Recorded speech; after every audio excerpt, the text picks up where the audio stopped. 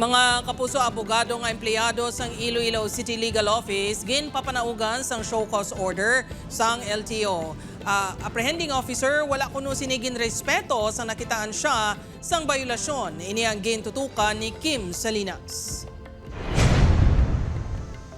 Ginapa-explicar sang Land Transportation Office 6 ang isa sa mga abogado sa Iloilo City Legal Office nga si Attorney Jose Hilacio Lira. Ini matapos nga ginapahayag nga wala ginrespeto sang abogado ang LTO officer nga nag-apprehend sa iya.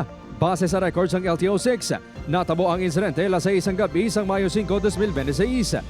Gin-flag down ang abogado sang deputized field enforcement officer sang LTO. Bungod wala, naga-seatbelt ang pasahero sini. Sang ginsekyar ang mga dokumento sang abogado, natukiban nga Pebrero subong nga tuig nag-expire ang rehistro sang salakyan. Rason sini, sakop ini sang memorandum sang presidente nga nag-extend sang renewal sang rehistro sang salakyan tubtob sa Hunyo. Nagpatag naman ang officer nga sakop lang sang memo ang mga salakyan nga nag-expire ang rehistro humalin sang Abril 2026. Hindi siya mag-agree sa dakop.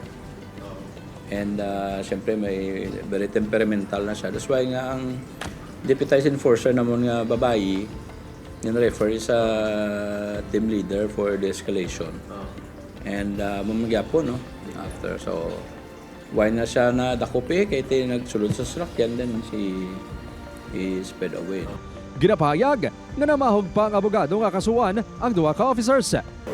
Paninggit siya or may followers wala? Yes, he was telling the enforcer nga abogado siya, so hindi siya mag-agree. He was in fact telling the enforcer to give the names, no, sa mga enforcer so that he can press charges against the enforcer. Gintingwa sa news team nga makuhaan sa bayan ng abogado. Apang, nagpaiway ini nga magpa-interview. Ginhatagan sa 5 kadlaw si Lira agad makapasa sang iya written explanation. Posible, masuspendo kon ma-revoke ang lisensya ni Lira kung mapamatunan ang mga bayolasyon kag akusasyon batok sa iya. Upod kay Hans Desierto, Kim Salinas, 1 Western Visayas.